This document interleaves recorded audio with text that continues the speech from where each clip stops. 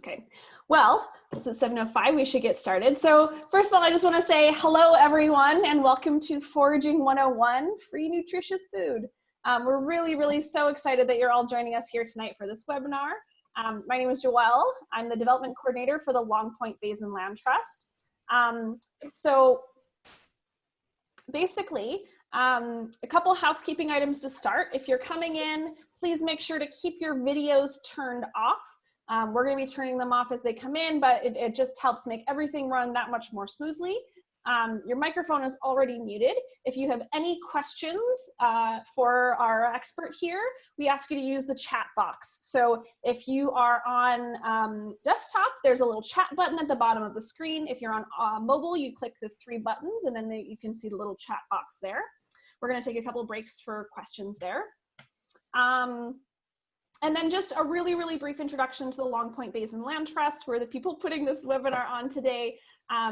We basically are a charitable non-government organization. Basically, we're trying to protect and restore functioning ecosystems throughout the Long Point Basin. So that's Norfolk County, Haldimand County, Elgin County, parts of Oxford and Brant, all across the central Carolinian region. We currently own and steward 10 nature reserves. Right now, they're all located in Norfolk County. 5 of them are open to the public. So we would love for you to go to our website, which is longpointlandtrust.ca. You can check out the trail systems. You can check out all of those things there as well. So we would really love it if you were able to come visit our nature reserves. They're really beautiful. And with that, I'm going to turn it over to Karen Stephenson. She's an expert wild food educator, herbalist, author, professional writer or researcher, and certified Master Naturalist. She runs ediblewildfood.com, and she's really passionate. We're super excited that she's here with us today. So I'm going to pop off. Don't forget to ask all of those questions in the group chat. I'd love to answer them for you, and Karen can answer them. And yeah, Karen, take it away. Thank you, Joelle and Kristen. I am really thankful to be here this evening with you ladies and with everybody else out there. Thank you for spending what could be a glorious evening out there on your mobile device or computer. This is very exciting for me. If anybody is out there who knows me, you will know that this is my passion. This isn't something I just picked up on a whim to do. Yeah, edible wild foods are foods that are incredibly nutritious. They are readily available to us, and once you know what you're looking for and how to work with them, the sky is the limit. So let's get going on free nutritious food. Now, there are rules and regulations when it comes to foraging. I know that sounds a little strict, but bottom line, I went into detail about that when I did a webinar for Lakehead University a few weeks back. And if you go to my YouTube channel, you'll get a lot of the nitty-gritty, the dry stuff when it comes to foraging. Rules, simple rules, such as stay on the pathway depending on where you are. Don't be trying to forage on in provincial parks, conservation areas. You're going to get yourself into some trouble. It's just not worth it. And there's so many other little rules and like know where you're going, be safe, watch out for those ticks out there. That is a serious issue. But apart from that, it's fun.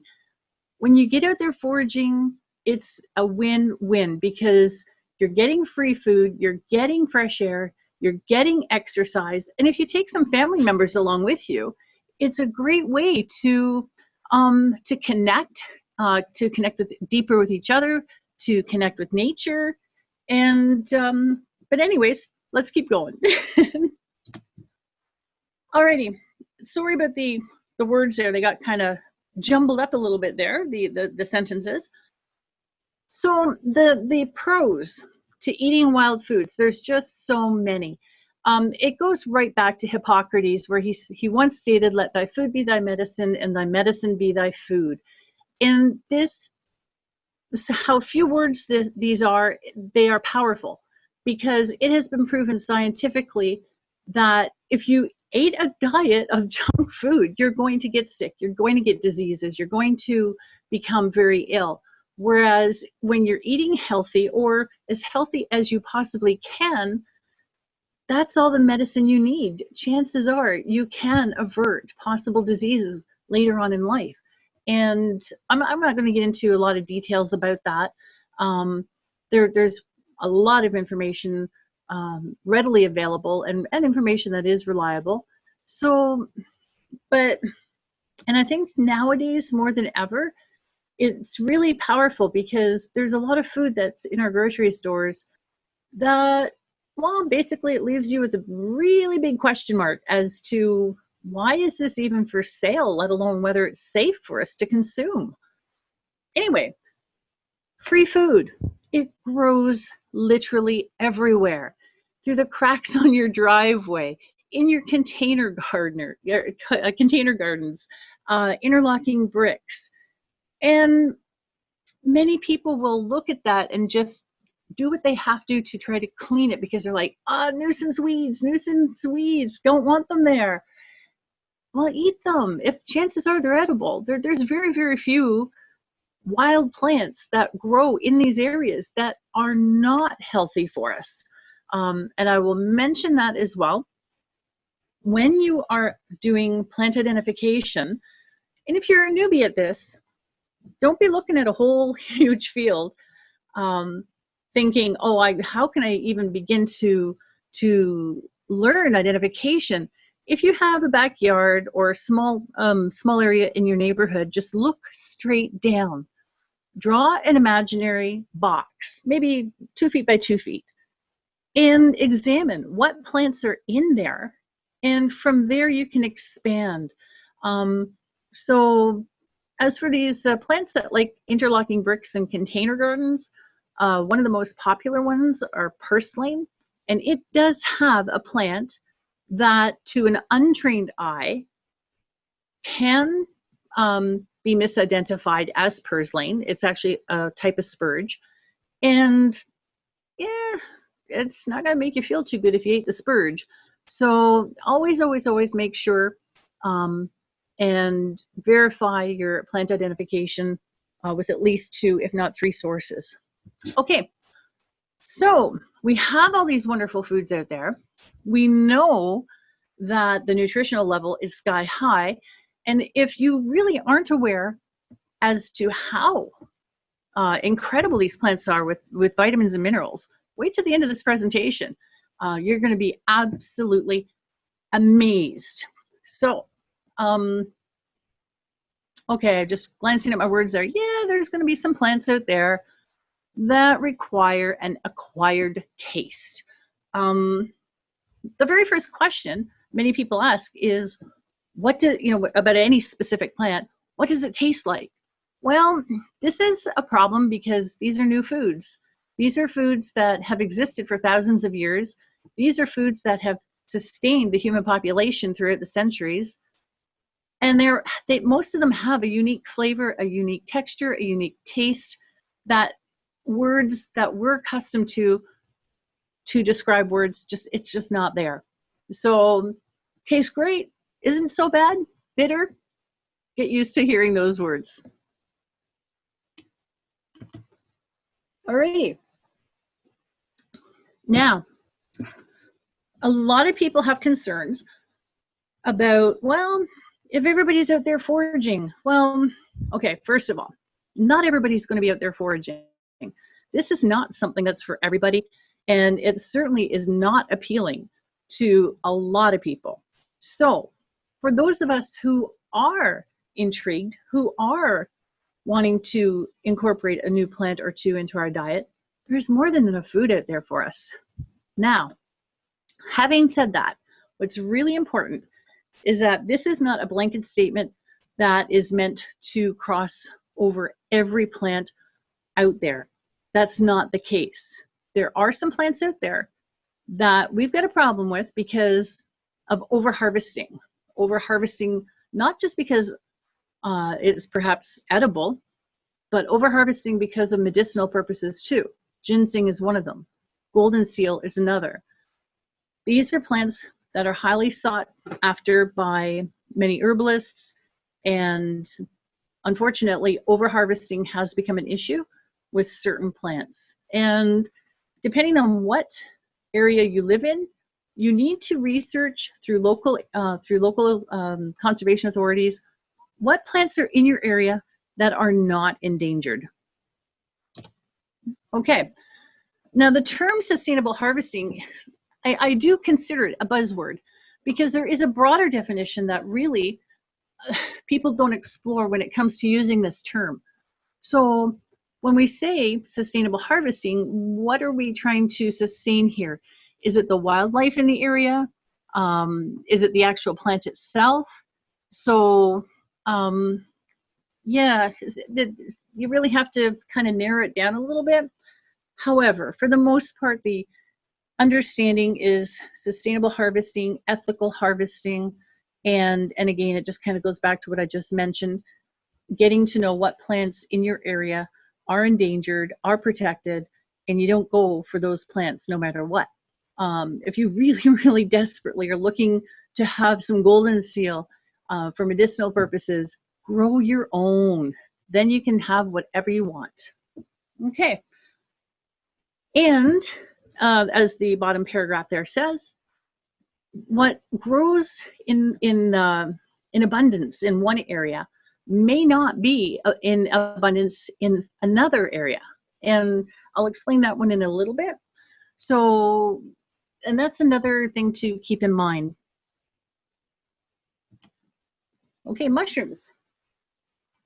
A lot of people tend to think that if you harvest the mushrooms, that's it. There's not going to be any mushrooms left. And that's not necessarily the case. When mushrooms are the fruit, it's basically like the apple off the apple tree. The apple tree produces the fruit. We pick the fruit, and by picking the fruit, it does not harm the tree. So by taking mushrooms, it doesn't hurt the larger organism, which is the mycelium. That is what is leaving the mycelium undisturbed. That's critical. So it's how you harvest mushrooms. Use a knife so you're not ripping the mycelium. And when you take mushrooms, you just kind of bang them a little bit. So if there's any spores, leave a few spores behind. But apart from that, again, mushrooms are merely the fruit of the larger organism. But it's also really good to leave something for the wildlife. Wildlife enjoys mushrooms as well as plants. Berries also, again, they play a very important role in the diet of wildlife. So if you pillage an area of, let's say, the black raspberries or the blueberries, you know what's going to happen. Let's think about the wildlife. They like to have their special treats too. Okay, I'm just going to have to close my window here. I think my neighbor's getting a little noisy. Hang on. There we go. Okay, these are the wild leeks or ramps. Either common name will do. This is the one plant that sustainable harvesting is important. Now, again, it depends where you live. Now, we're not in Virginia, we're here in Ontario, but in Virginia, for example, these grow so prolifically. They have festivals every spring. It's incredible. So they're not as fervent in their beliefs that you have to be very, very cautious when gathering the leeks. And again, it's a geographical situation when it comes to this particular plant. Here in Ontario, we got to be a little careful because, well, let's look at what happened in Quebec a few years ago. I believe it was the late 90s in Quebec. People who owned restaurants were sending people into ravines, into the bushland to gather wild leeks. And these people didn't care how they picked them. They just were being paid money to bring back volumes of these back to them. And as a result, it ended up in almost the total annihilation of this plant. The wild leek, from seed to the time it produces a seed, is a 7-year growth cycle. So if you go out there and you harvest an entire area by taking the bulb as well as the leaves, you've taken that plant's chance of reproducing. So again, it's very important to, you can have all the, you know, the leaves.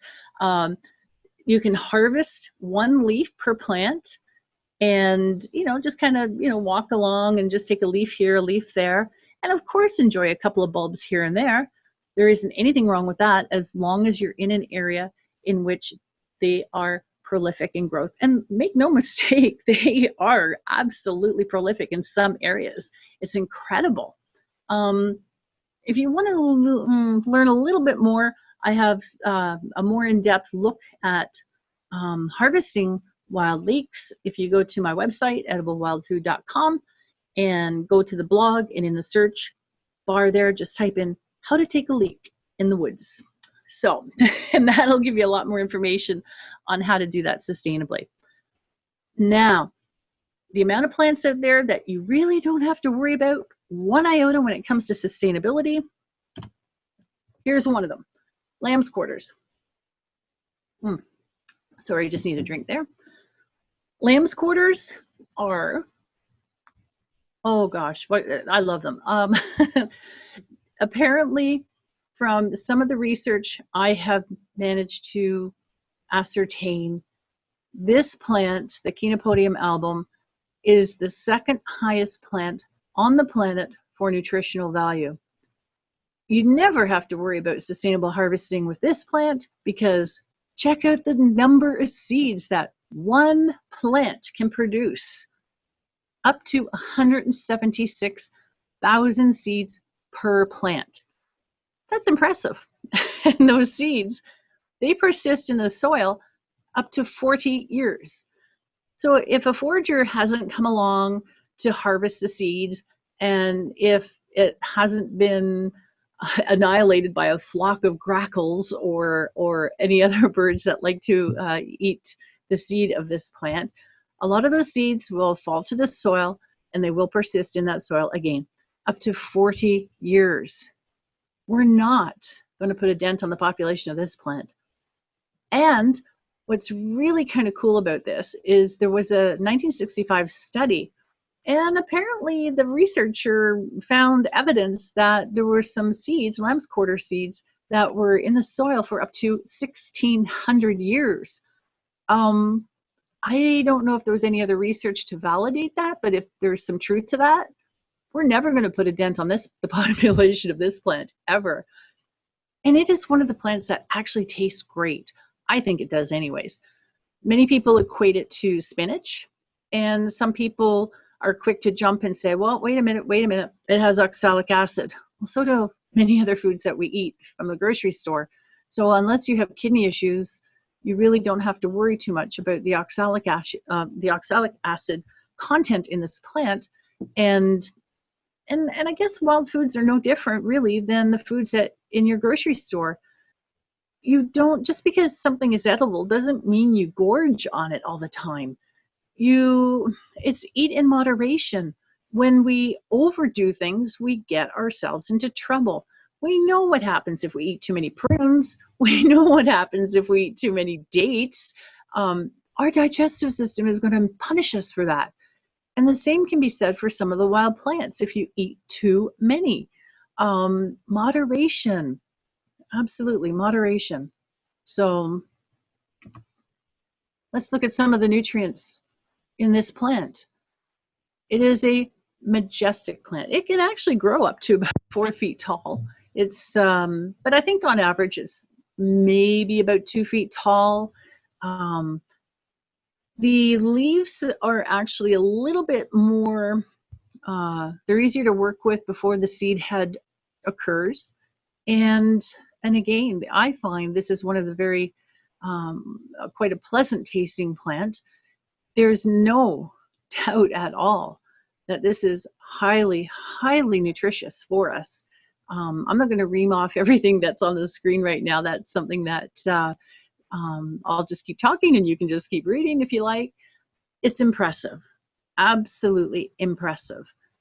And the beauty of this as well is that When we harvest our own food, we take it home, and if we're eating it within 24 hours, it's just as good as growing your own food or going to your local farmer market stand.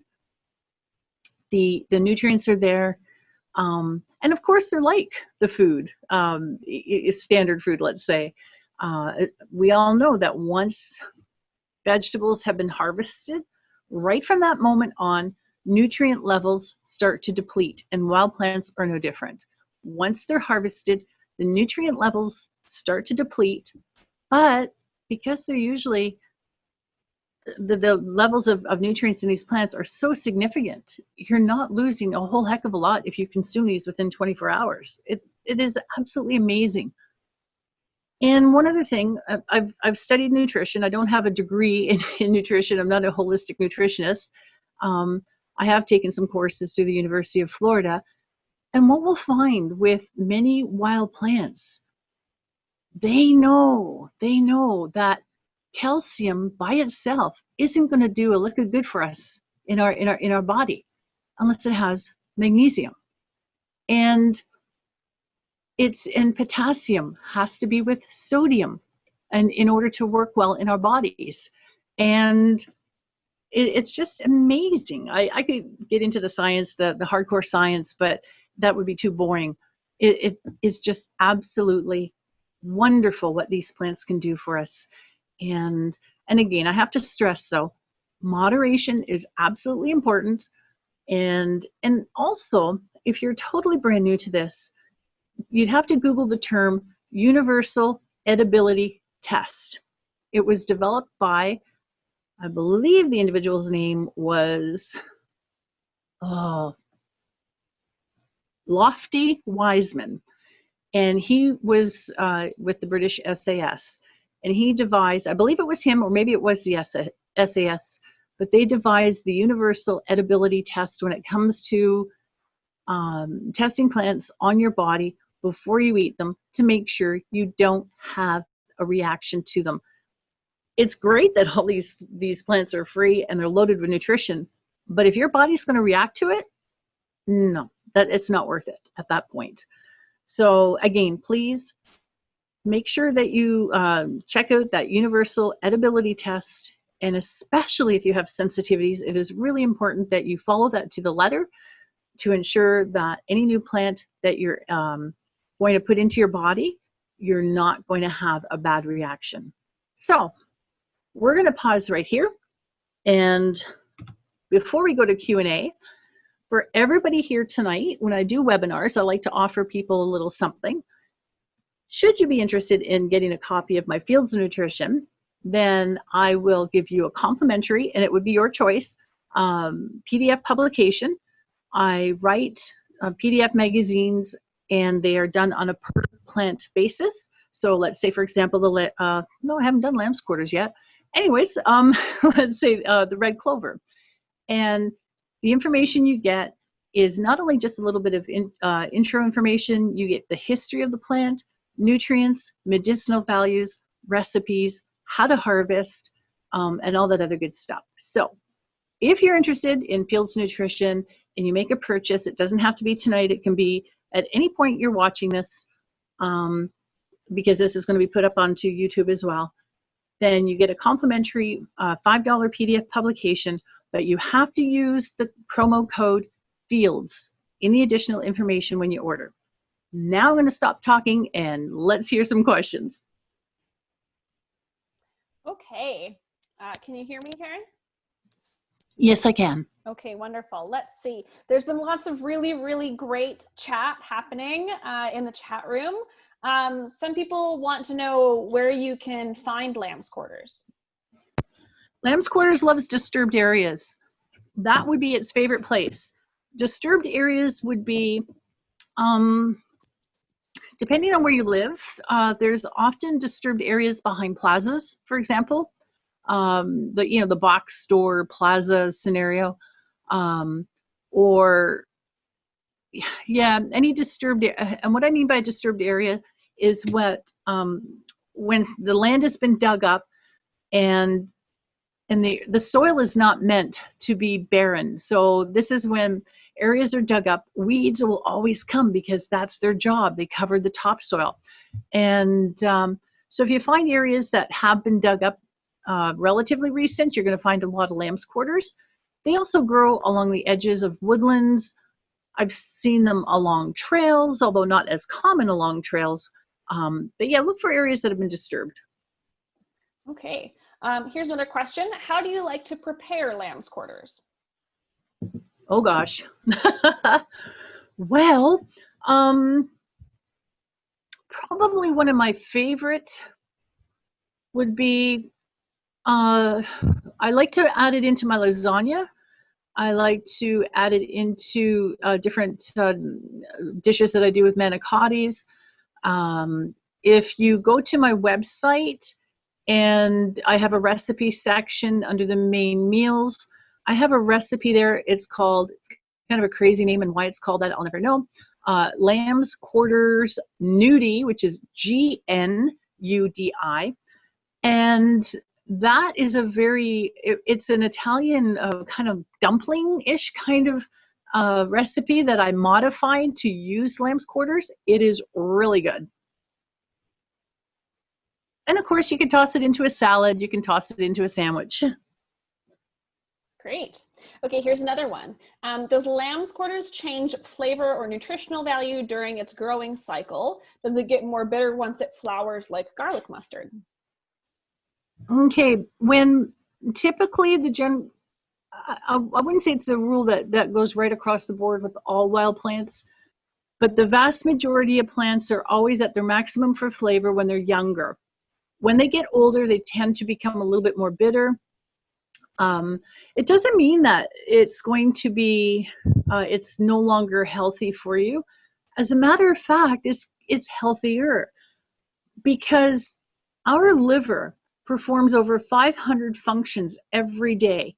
And one of the things that helps our liver stay healthy in order to do what it needs to do is we need to have bitters. Bitter foods. Arugula is a great example. It's a wonderful bitter, but we have been so trained not to have bitter because bitter doesn't taste good, but the sugar does, the salt does, and the saturated fats, oh my gosh, but put them all together and you've got a cocktail of nastiness happening in our liver. And I spoke to a woman today in St. Catharines who's a food expert, Lynn, and I can't remember her last name. And if you're here tonight, Lynn, I am so sorry I forgot your last name. And she said it even stronger than me, that not only does the liver perform these 500 functions, but the liver prioritizes. So if we don't have some of the necessary ingredients, let's say, for our liver to do what it needs to do, we're going to have problems. And bitter food is absolutely important. So just because something is bitter, don't discard it. Work with it. Add whatever you like to it. Put in more garlic. Put in some hot sauce. Put in whatever it takes to help neutralize that overall bitterness. But get those bitters in you. Your body will thank you. Yes, very important. Bitters are really great. Here's another question. Are there any plants that look similar to lamb's quarters that should be avoided? No. There are other lamb's quarters that look the same as lamb's quarters. They're very interesting. If you go to YouTube, my channel at YouTube is ediblewildfood.com. I keep it simple. I did a video last year, and I think I called it Lamb's Quarters and Friends. And I was in a field, and there was different lamb's quarter species there, like the fig-leaved lamb's quarter. There's bracted auroch. Now, technically, bracted auroch is in a different family, plant family, but it looks kind of like a lamb's quarter. But that one, the leaves are, even though they're edible, they're very difficult to work with because they're almost rubber-like. But in terms of, is there a look-alike out there that's going to harm you? No, not here in Ontario. No. Okay, great. Here's another one. What is your advice on how to safely forage? For example, you made mention of lamb's quarters behind plazas so that we aren't taking something that could have been treated with pesticides or other toxins. You have to know. Look at the grass, because there's where I live, there's one area where behind the plaza there's one of those trailing ponds, and there's a lot of wild plants that grow back there. And I'm always watching the grass. You're going to see, if you monitor the grass, you're going to know, because if the grass has absolutely not even one red clover or white clover in it, then you know something's wrong. They've done some spraying. But as long as you see some wild plants, then you know they haven't sprayed. Okay, great. Maybe a couple more before we move on. Sure. Here's another question. I noticed your elderberry syrup recipe section of your website, on your website. Can this be made with red elderberry as well? There's a nice crop in my yard that is ripe. If I was a jury, I'd say I'm hung. So I have conflicting research. In terms of the red elderberry, I know a lot of people are using red elderberries in a variety of ways, with many culinary delights that they've created, which is absolutely incredible. But there's conflicting research out there as to whether it's safe or not. I certainly don't deny that probably having something once in a while would be okay. But for example, I had somebody say to me they misidentified a plant and they were eating hemlock instead of the Queen Anne's lace, and they're saying, but it tasted fine and I never got sick, so what's the buzz on that? Why is it so bad? It's not so much that you can eat it once and not have any reaction, but if you eat something on a regular basis that you're not intended to eat, it's going to catch up with you. You're going to have problems with your liver. You're going to have problems with your kidneys. You're going to have problems with your blood supply, possibly. But to go back to that question, I've not worked with the red elderberries, and until I get enough science, and I have memberships to various scientific journals around the world. This is where I get my information from. But until I have enough concrete proof that eating red elderberries over a period of time isn't going to cause any of my organs any grief, I'm going to stay away from them. Because again, just because you eat something and you don't have a physical reaction right there, right then, doesn't mean that you could be doing some cumulative damage over time. I'm not saying that red elderberries will. I don't know, because again, the science right now is up in the air. Okay, very good tips there.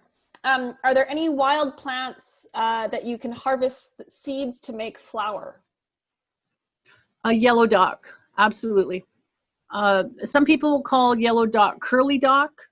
The seeds are so easy to find, and what is absolutely wonderful with this particular plant is you can go out in the middle of January, and as long as the snow hasn't covered up the seed heads, you can still gather them and create a flower. I do not remove the sheath from the seeds. I just take the whole seed and the sheath, because trying to get the sheath off those seeds would be, well, beyond a nightmare. Talk about time consuming. Whoa. So I grind it all down to a flour. It creates a bit of a heavy flour. I find that if I use about 2/3 of that with another flour, it actually works in making a loaf of bread, and it makes incredible crackers. And I've heard the same with the lamb's quarter seeds. When you gather lamb's quarter seeds, I've heard that, and I've not done this myself, but I know a few people who've tried it, that when you blend the lamb's quarter seeds with another flour of your choice, I tend to go to spelt. Spelt flour is very healthy. Then when you do that 50-50 blend, then you tend to have some successes with breads and making some buns. That's great. Yeah, I mean, lamb's quarters is really, really close relative of quinoa, so that kind of makes sense that you can make quinoa flour, yes. Right? Absolutely. Here's another question. Are there any good points to know for picking plantain? I had some tonight and it didn't taste very good. The texture was kind of weird. Oh gosh, unless you get it at its stage of growth, what I consider a microgreen, the veins in those leaves are very tough. And unless you can chop it up super, super small, chewing them is very difficult. And yeah, so the best way to really enjoy plantain is to bake it. So again, if you go to my website, I believe it's under the side dish category and under the recipes, and I have a baked plantain recipe there. It makes it so good to eat because now those rubber veins you can chew no problem. They go down really well. And the beauty of it too is whether you create your own sauces or even if I hate to say it, buy the bottled sauces in the grocery store that are laced with sugars, but hey, I got a cape once in a while myself too. So, I mean, teriyaki sauce or sweet and sour sauce or whatever sauce does it for you. Put some in a bowl, put your plantain leaves in there, lay them out on parchment paper, and just bake it for a little bit. You got to kind of monitor the baking because they will bake very quickly. I just usually use 200 degrees, and after about 5 minutes, I usually have the crispiness that I like. And wow, they are amazing. That's great. So how do you feel, what do you think about the seeds and the seed pod regarding plantain? Oh, I gathered them. They're amazing. They are very high in psyllium. They are absolutely the perfect fiber for our body. And they're easy to gather. I mean, once they're fully dried, they're really easy to gather. And very interestingly, so we're talking about Plantago major, another plantain in that family, Plantago ovata. The seeds from that particular plant are used to create your Metamucil that is sold in grocery store shelves and drugstores. That's great. Here's another question. For somebody with significant wilderness experience but new to foraging, where do you suggest I start? Well, if you are a newbie, if you're at the newbie stage, I would definitely recommend just go somewhere, whether it be your local park, a local forest, if you're fortunate enough to live near a forest, and draw that imaginary square, 2 feet by 2 feet. Take a look down, study the plants that are in that area, and well, apart from my books, okay, yeah, I've got my books. But the one book that I would recommend in a heartbeat for anybody who's right at ground zero in terms of learning about wild plants, you're going to get yourself a copy of the Edible and Medicinal Plants of Canada. It is a Lone Pine publication, and it is second to none in my opinion. And they're Canadian. Support Canadian. Yes, I have that book. It is well loved. but on the same token, Lone Pine is also in the United States, and so if anybody from the United States is listening, they have publications for like the Northwest United States. I believe there's even one for Florida. But Lone Pine, their publications are spot on, and they are quality. Yes, definitely. I would agree with you there. All right, well, it looks like the questions have slowed down a bit. Okay. Yeah. So onward and forward. Yeah, sounds good. All right, let's go. Alrighty, what do we look at first here? Free food. Alrighty, incredibly nutritious, more sustainable than imported foods.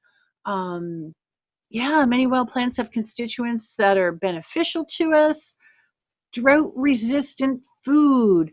This is absolutely incredible. There's so many places now I have gone to, the grass, you're walking on the grass, it's crunching. I mean, it doesn't even exist, it's dead. But what you can see among all that dead grass are the green dandelions, the plantain. There's a yellow plant that is prolific right now. It's called bird's foot trefoil. Sadly, only the seed is edible of that plant. So those pretty little yellow flowers and those tiny little green leaves do not eat. But the seeds are edible. And yeah, so drought resistant food, it doesn't get any better than that. I mean, with the heat that we've had here in Southern Ontario last week, around early afternoon, I was taking some of my my container gardening, or my container plants that I like to garden with some vegetables, and having to ship them into the shade. So just to save them from wilting right over. I even had to have an old bed sheet over my Swiss chard and my kale. But yeah, so there's a lot of wild plants that are drought resistant, and that's really important. Multiple uses. Let's talk multiple uses. The plant that you are looking at right now on the monitor, that is the sweet white clover, or white sweet clover. There's always a disagreement on which order those words occur. It is not actually a clover, despite its name. It's actually a meliodas. But this is an extremely fragrant plant. So this can be used as an herb in the kitchen. And it also has a couple of other really cool uses. For example, well, apart from the bees, let's talk about the bees first. If you find a whole stand of these flowers, this plant, and they can grow quite significant, 4 feet, 5 feet tall, depending on the location. When you are about midday, and if you see these, stand right by them. Oh my gosh, it's such a rush. The honeybees are loving this plant, and it is a rush to stand there, and all the bees are buzzing around, and it's affirmation that yes, our honeybees are just thriving. But in terms of other uses for us, this is an incredible air freshener. I'm sorry, I don't see any joy in running around with a bottle of Febreze and spraying it and inhaling those chemicals. I know to each his own, but I don't want to do that. If I really need an air freshener, which I think is maybe twice a year, if that, I'll either use essential oils in distilled water or this plant. What you do is you take maybe 2 feet of it, and you make a wreath, hang it in a room. Holy jumping, your room is going to smell incredible. I love it. But of course it's short-lived, and the plant itself is also short-lived, but it's sort of like, an annual treat. And in addition to studying these plants from a scientific perspective, I've also studied under 4 First Nations elders. And there's one gentleman in particular, he lives just outside of Thunder Bay, Raphael Moses, and he mentions that when you use this plant, if you have mold in your home and you wrap it up, like you make like a wreath out of it, and you place it right on the mold that you have in your home, it will get rid of the mold. Now, I've not had any mold to be able to test that myself to know. And if anybody out there, I always keep throwing it out there. If anybody out there has mold and wants to test it to see how great this can work, I really would love to have some feedback on that. So, yeah, so all these incredible foods. It's and let's just talk briefly about. I know I'm going to hear it, Joelle and Kristen. I know you're not going to hear it. You're not going to like this one. The common reed, Phragmites. I know they're on the hit list for a lot of conservationists, but in reality, this is a plant that not only provides food for us, it is the multiple uses of this particular grass is astronomical. It's mind-blowing. It has, it doesn't mold. It's used as insulation in some homes in the Baltic region of Europe. It's been used as thatch roofing for thousands of years. Again, no mold. In, oh gosh, is it Estonia or Latvia? Anyways, again, the Baltic states, that region right there. It is a valuable source of biofuel. They're taking them and they're turning it into pellets, and it is incredible biofuel. Food, it's shelter for wildlife. This, again, we are here and we're stewards of the land. And being stewards of the land doesn't mean that, in my opinion, having the arrogance to say, well, we got to rip all this stuff down because we don't like it. It's, wait a minute, it's here. Let's work with it. What can it do to help? And it, again, biofuel, it's insulation. I don't go buying bamboo from the dollar store at $1 a stick because it's traveled at 3,000 miles or 4,000 miles. The fuel to get that bamboo stick into my garden, I don't like that.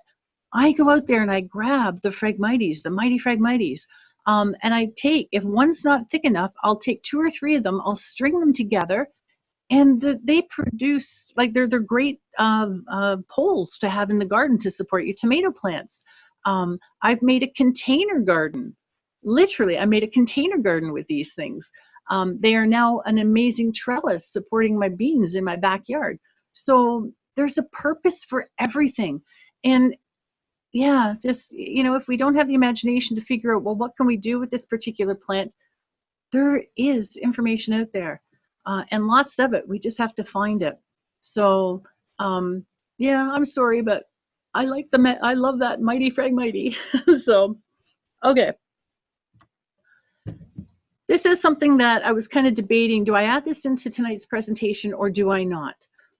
And I thought, well, chances are most people might have seen this already. And we've all heard through various news sources that we could be on the threshold of a global catastrophe when it comes to the food system. On one hand, I feel extremely blessed being here in Canada, because if things do get bad, I don't think they're going to get bad to the same extent as many other nations across the world. But we've already experienced food shortages. We've already experienced toilet paper shortages, but that was a little different. And I guess it goes back to sort of like the Girl Guide or the Boy Scout attitude, be prepared. Just be prepared. It's better to have and not need than to need and not have. So whether that means stocking up on some dry goods, but it also means don't fear when you have knowledge of what plants out there, what berries, what trees you can eat. Yes, you can eat trees. You just don't go out there and put your mouth around it. But when you have knowledge of what is out there, and there's literally no end to it, then you should have no fear in terms of food. Yeah, maybe this time next summer, if we're not growing our own vegetables, we may not be getting a whole heck of a lot. That may happen, it may not. But get to know what wild food is out there, because, well, I mean, above all, it's good for us anyway. So, but just be watching the news. And this is something here, as they say in Canada, we got people who are going hungry here, and that shouldn't be. I mean, this is Canada. Nobody should be going hungry. Nobody. If pasta, and I don't like pasta. I'm not a pasta. The only pasta I will put in my body is pasta that is made from 100% spelt, or quinoa, or vegetables. I love the chickpea. Oh gosh, what variety is it? Chickpea and garlic pasta. I know that's a little bit more pricier, absolutely. But bottom line, if you don't have much money, you've got to do what you've got to do. And if the cheap pasta is all that can be afforded, I get it. I truly understand that. But don't have just that pasta. Add to it the wild greens that you can, like, just bolster the nutritional value of that pasta. Pasta is still cheap. Can of beans are cheap. Add dandelion leaves to your can of beans. Nobody should be going hungry. But worse off is that when people go hungry, they're going to get sick because they're not getting nutrition. And even if somebody out there is like, well, this foraging thing, I don't know about, going out and foraging, and just, going out there and sharing my space with the mosquitoes and the no-see-ums and those, oh my gosh, those nasty deer flies. Yeah, I don't like those myself. But again, have the knowledge. Even if you're choosing not to use it, have the knowledge, because maybe one day you might need that knowledge. This is food that has sustained us as a species on this planet for thousands of years. All right, let's have some fun. Enough doom and gloom. Let's have some fun. Now, I'm gonna just, I don't know if I'm not, if I can, if you're can pop in there, Joelle, but do you know what this one is? Okay, it's probably a problem. Never mind. All right.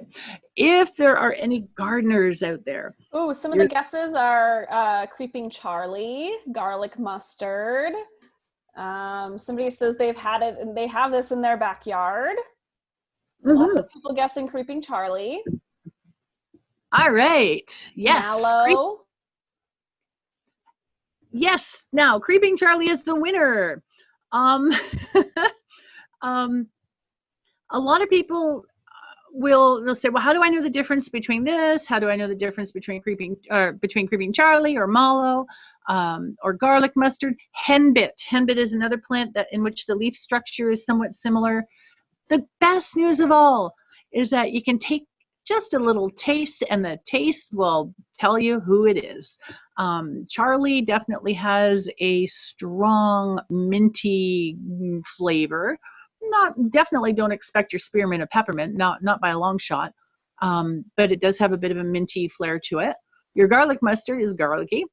Mallow is, I think mallow is pretty bland myself. So it doesn't matter if you make a mistake with a plant that has this leaf structure. Just take a little taste. Creeping Charlie, the gardener's bane. Once you've got it, trying to get rid of it is a nightmare. But you know what? After you see the next couple of slides, if this is on your hit list, no, you're going to change your mind. I have a sneaky feeling. First of all, this is Glaucoma heteracea. It is an absolute powerful plant in terms of medicinal values for us and also as a source of food.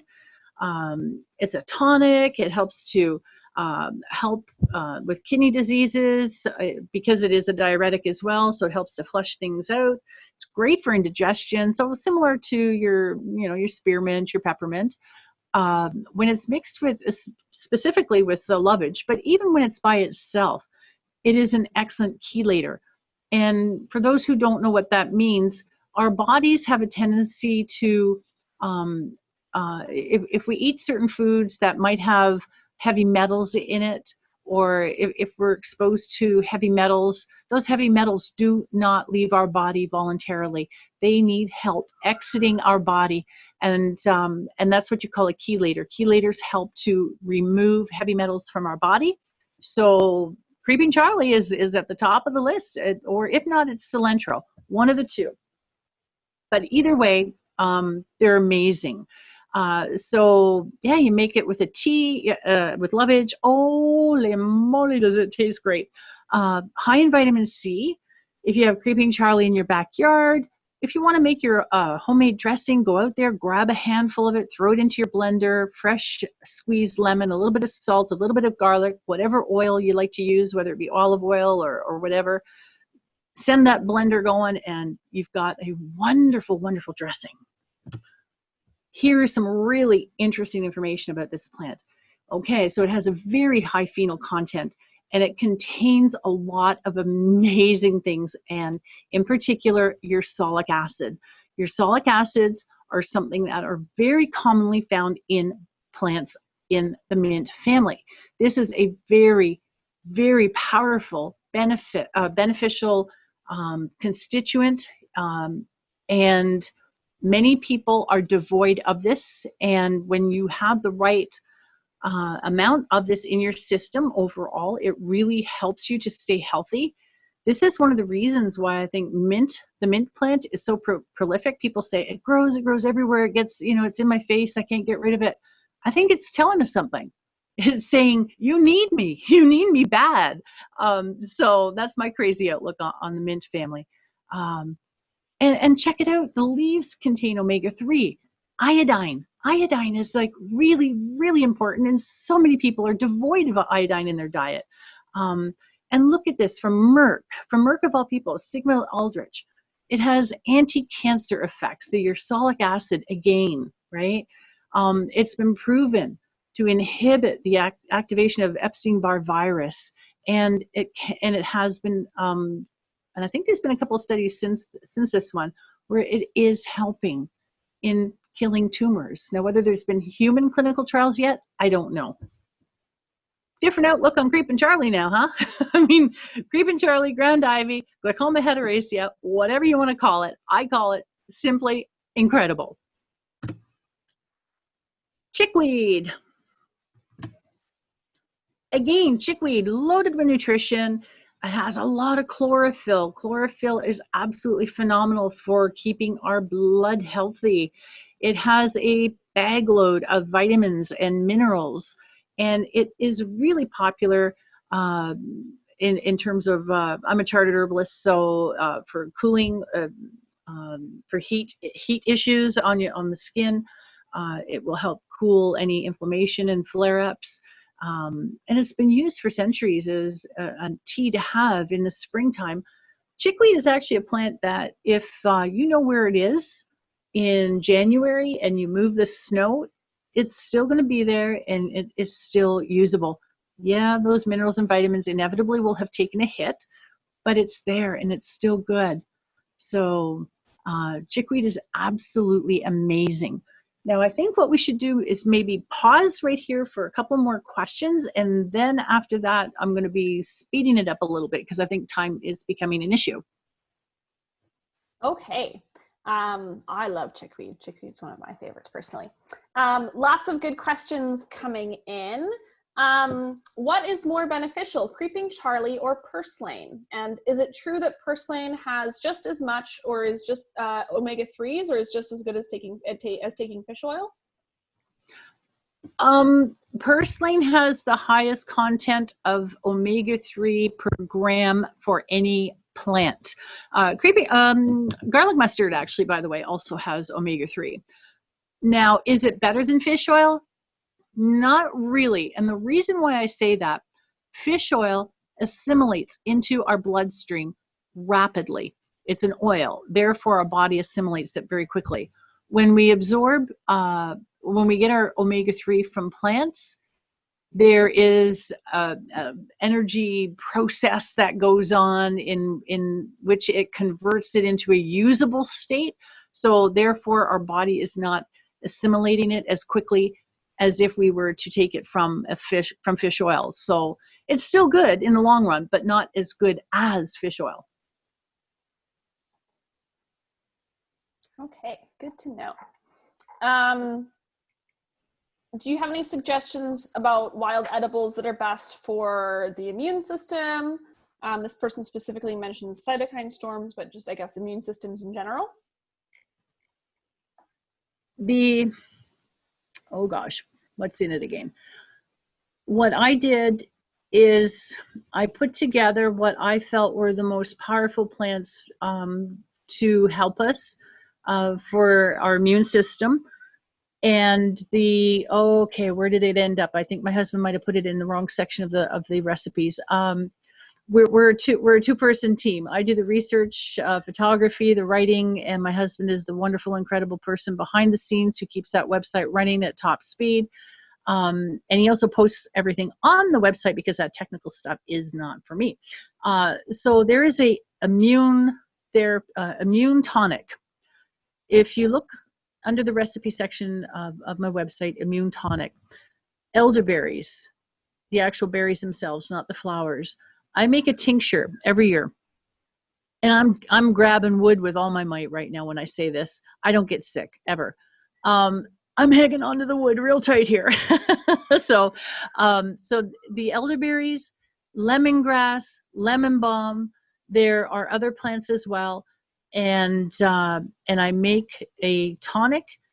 I use regular vodka, 40% vodka, to make this tonic, like in a tincture form. I take like a shot glass a day, which tastes absolutely horrible because I'm not much into vodka myself. But I do make a non-alcoholic version as well, because there are people who are not able to drink alcohol, nor do they care to drink alcohol, or maybe they once were an alcoholic and they don't want to have that alcohol. And I just use organic apple cider vinegar. So yeah, check the recipe section there. and you'll find the immune tonic. And but overall, if you integrate some wild plants a little bit here and there, you're going to find your immune system is really getting a good boost. And burdock, get some burdock into you too. Okay. This person is wondering if for teas, if you should dry the leaves first, or if the fresh leaves are which is better for teas. Well, I like fresh. Fresh is always best. However, it's not feasible when winter comes along. So I do a lot of drying. How I dry my herbs, I could spend 10 minutes because I have different ways of doing it. I do not use the oven. I do not use, never use a microwave. I haven't even owned a microwave for over 20 years. But if you go to my YouTube channel, the second video that I did, or second webinar I did for Lakehead University was harvesting, and I addressed that issue in there. Dry is just as good if it's been dried properly. So there we go. Okay. Are there any plants that you would recommend for sunburn? A poultice of chickweed can help. Also, well, of course, the tried true is the aloe vera. If you have aloe vera in your house, I've got aloe vera. It grows like crazy. But apart from that, yeah, some chickweed. You just make a poultice out of it and apply it onto your skin, and keep the skin moist at all times as well. Do you know of any plants that are contraindicated with different types of medications? I've got a whole manual on it. Now, here's the thing. When we are eating wild plants, and we're eating these wild plants in moderation, and you're just adding a little bit here and there, you're not going to have any contraindications with medications. If you start eating, let's say 50% of what you're consuming is foraged, you might start having some problems. And if you're using these plants for medicine, then there definitely can be a problem. So yes, there are some contraindications, and there are. I actually do have a manual that helps me with that. Okay. Let's see what else here. Do you have any generic advice onto how to figure out if a plant is edible or not? If it is edible or not? Yes, yeah. So any generic advice on that? Yikes. No. You've got to know what the plant is, bottom line. I mean, I think many of us have jokingly said everything is edible once.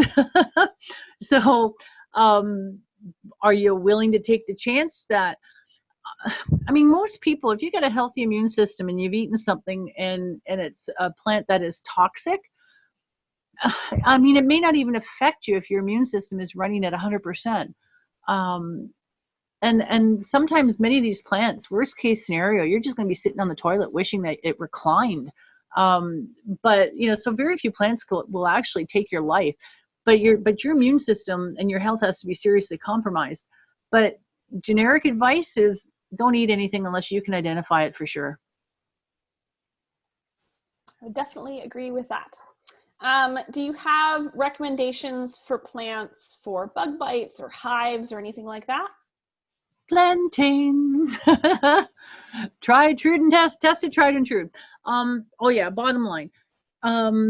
If you have been bitten, stung by anything, your broadleaf plantain, just break it up until the juice of the plant starts to flow. Apply it onto the area that's been afflicted with whatever, whether it be mosquito bites or ants or whatever.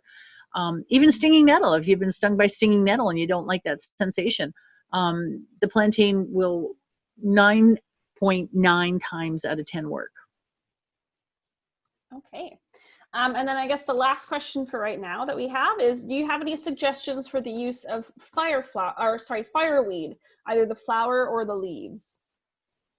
That's a plant that isn't exactly, it's very sporadic here in where I live in Southern Ontario.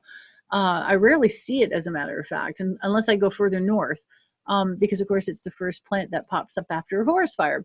The flowers make a really nice syrup. And the leaves, I'll just toss them into a salad or chop them up and throw them into my mashed potatoes or my stir fry or whatever, just so I'm getting the nutrients into my system. But apart from that, I don't have any outstanding uses for it, unfortunately. Okay, and then I guess just one last question before we move on. When making nettle tea, do you use boiling water or do you prefer to infuse it overnight? Okay. Vitamin C denatures at 160 degrees Fahrenheit. So if you want the vitamin C factor from certain plants, and there's a lot of vitamin C in nettles, for example, if you're using water that has just been boiled, boiling temperature is 212, then you're eroding some of that vitamin C right there. I don't infuse things overnight as a rule. I just, what I like to do is I boil the water first. I let it cool down 5 to 10 minutes. Then I put my plant matter in, and I am an herbaholic. So I like my flavors strong, and then I'll infuse them for an hour or so. If need be, I'll just warm it up a touch, but, and that's how I like my teas. Okay, great. Well, I think that's it for now. We can move Oh, along. okie dokie. Let's get going. What we have left, the time we have left, yeah. Okay. We know what this one is because actually I'm rather shocked to see today that they're starting to flower. They're a little ahead of schedule. The goldenrod.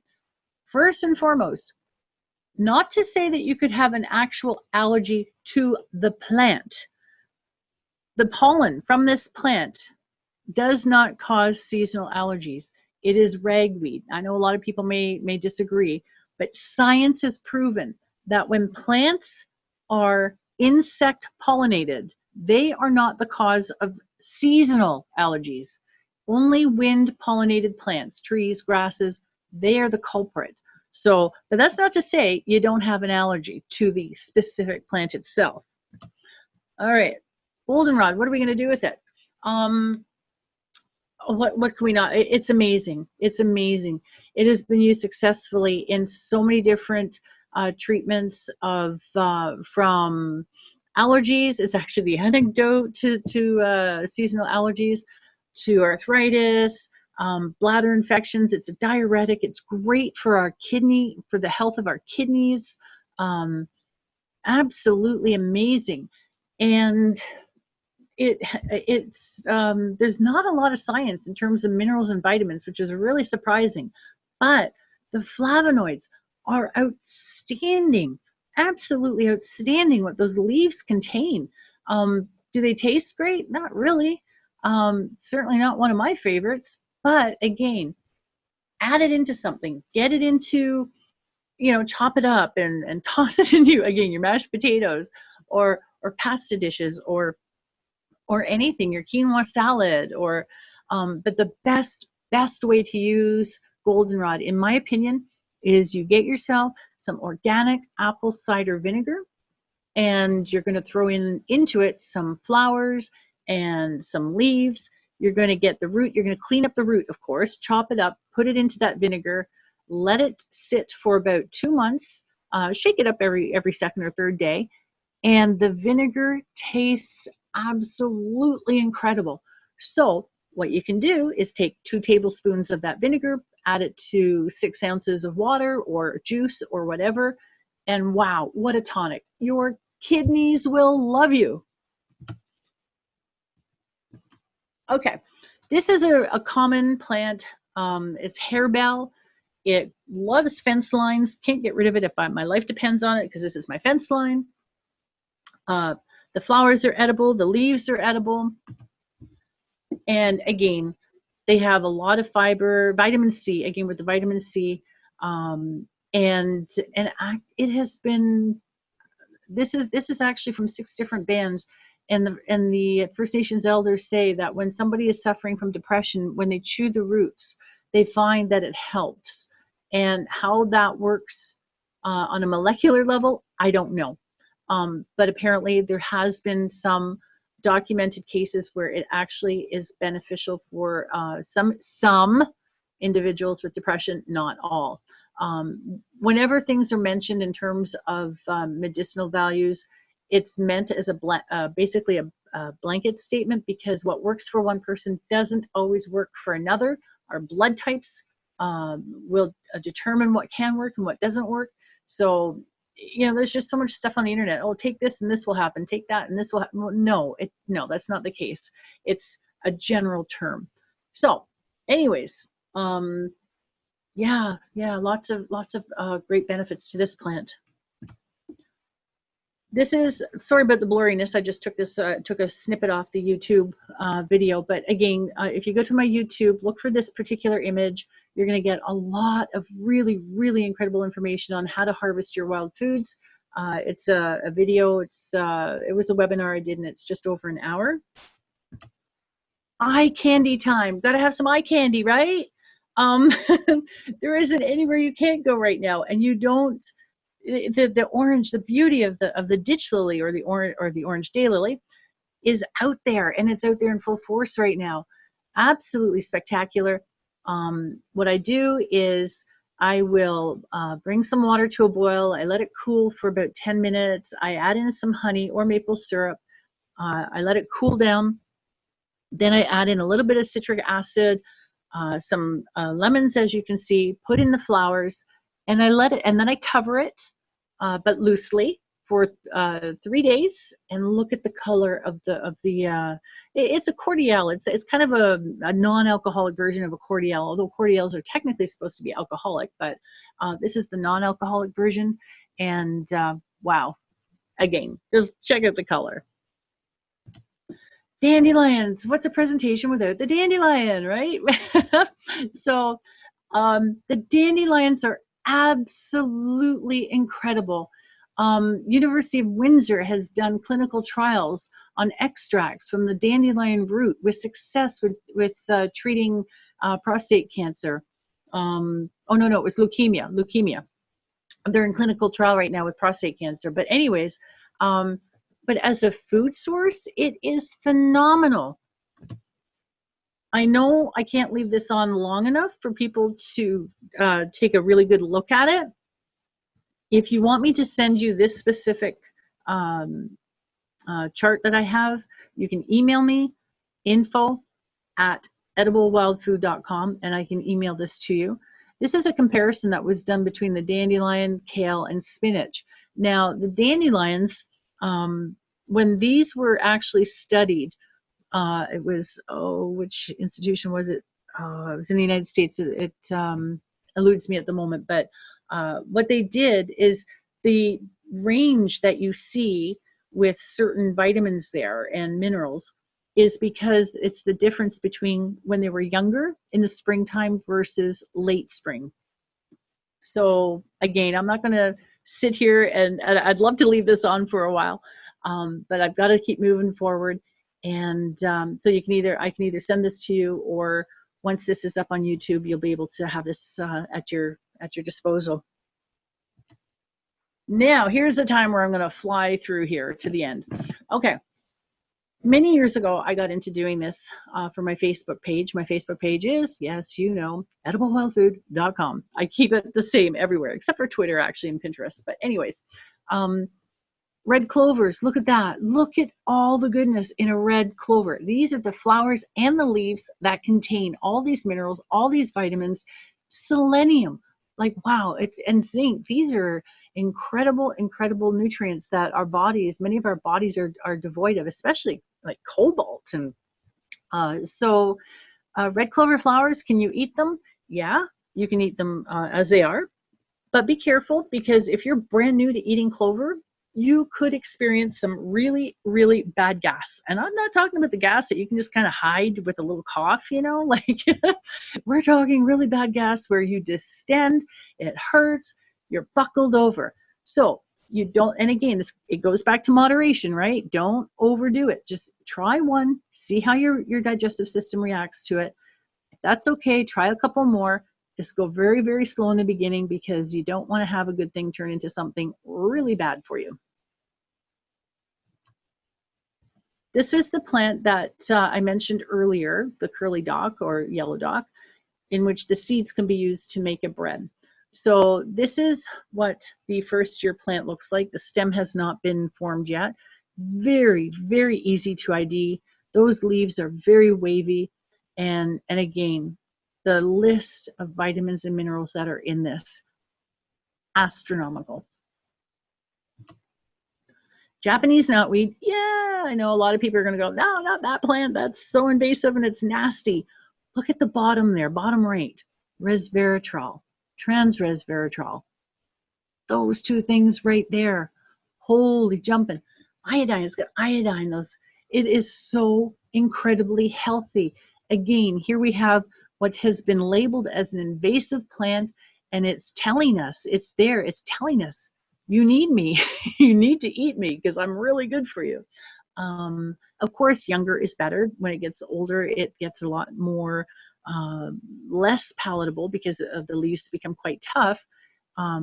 There is scientific data proving the root of the Japanese knotweed is successful in treating some people with Lyme disease and with some of the co-infections that some people get as a result of ticks. So powerful, powerful plant. Might be invasive, and yeah, it is kind of nasty because this sucker will grow through the foundation of your house. It will grow through tarmac. It is really, really invasive in terms of the destruction that it can cause us, but it is amazing food. And again, for some people, it is highly beneficial in the treatment of Lyme disease. Here's our glorious, glorious broadleaf plantain. Tons of B vitamins. The B vitamin content of this is very high, and it's really great. Like, it's got the crude and the dietary fiber, which is really good for us. And yeah, but again, once it gets to this stage of growth, it's very difficult to chew it because the veins are very rubbery, and if you don't eat it properly, it's basically like getting a piece of dental floss stuck in your teeth. So it's how you work with it. And I mean, you can even slice that up thin, throw it into a saute, and then it's rendered a lot easier to eat. So just checking the time. Okay, let's, there we go. Second last frame. For over 20 years, I've been a freelance writer. I've been a ghost writer. I quite enjoy being a ghost. That means I write a lot of books for a lot of people, but even though they're published and they're out there, nobody knows because I'm a ghost. Anyways, this is going to be the actual first traditionally published book that will be out there with my name on it. It's being released next week. I'm very excited about it. And if you're interested in getting a copy, the Kindle version is already out there. And the hard copy version is again being released next week. And you just go to the bottom of my website's homepage. There's a link there with this image, and being an Amazon affiliate means I get, I don't know, a quarter of a penny for every copy sold. I'm not too sure how that works, but in any case, it helps me because I got paid a flat rate for doing this. I do not get royalties, so anything I can get through being an Amazon affiliate, I'm grateful for.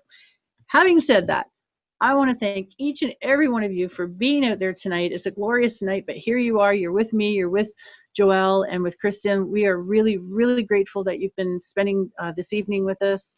And we will spend some time right now a little bit for Q&A. And if your questions are not answered tonight, please send me an email, info@ediblewildfood.com, and I will do my best to answer your questions. So there we go. Okay, thank you, Karen. Here are a few questions that have come in. How do you like to use sumac? Well, I like to make popsicles out of them. I like to drink it as sumac-aid, where I'll just take a seed head, put it into a really big pitcher of water, and I like to sun infuse it. I tend to like to add a little bit of lemon because I really like that lemony tang. So I'll add a little bit of lemon to it. And but apart from that, yeah, just drinking it as a beverage and making popsicles out of it. Okay. Can you eat harebell flowers? Yes. What do you like You're to not use? going to do you're not going to do much with it. I mean, it's not like the daylilies where there's some eye candy and there's some an incredible wow factor to it. But it just kind of, it's more for presentation, throw it onto a salad or, Okay. How do you tell the difference between poisonous lilies and daylilies? just always go for those orange ditch lilies, always the orange ones. There are some recorded edibles, different species. If you're not really, really up on it, stay away from them. Just always go for those orange ditch lilies. And they got the ditch lily name because they're in ditches and they're on the side of roadsides, which some people may say, well, wait a minute, are you collecting at the side of a road? If it's a country road, yeah, they're not that, it's not like the 400 highway or a major artery. So I will collect them from country roads, yes. Okay. What plants do you recommend for an overactive bladder? Overactive bladder? Mm-hmm. Okay, I can't answer that one. Reason being is that there could be a multitude of causes that are stimulating that bladder, and unless you know specifically what that cause is, you can't answer that question because you could end up giving the wrong advice. Yes, good point. What is your take on red plantain versus green? Red plantain? Do you mean the Plantago rugulae? The one that has the orangey stems? I'm assuming that's what they're talking about. Okay, because, Plantago major, which does not have the reddish or purplish stem, that is an import that was brought over by the European settlers. And the Plantago rugulae is actually the native plant that was here long before Plantago major. So from a scientific perspective on nutrients, they are almost spot on. I use both. And both of them actually work on bites as well. It doesn't matter which one. They both seem to work. They work very effectively on, whether you get stinging nettle or an insect bite. So Okay. very interesting. Very interesting, actually. Yeah, good question. How do you like to prepare chicory? Chicory, I like to gather the roots and I will roast them and grind them down into a powder, and I add it to my coffee grounds. There's a lot of information out there, and people say, hey, well, this is a great, this is coffee substitute. No, I'm so sorry. There is no substitute for coffee. Coffee is coffee. Now it tastes good. A roasted chicory root does taste good. But this is what I like to do with chicory. Yes, I just like to take gather roots, roast them, grind it into a powder, and add it into my coffee. And that way it actually helps to reduce the acidic level of the coffee. So, yeah. Okay, great. With that, I think that was all of the questions that we had. So first of all, Karen, I just wanted to say thank you so much for coming and presenting tonight. A couple other kind of housekeeping questions that we have, or things to mention. First of all, our next webinar is coming up on Thursday, August 6th, 2020, and that is the Buzz on Native Bees, how we can help species at risk.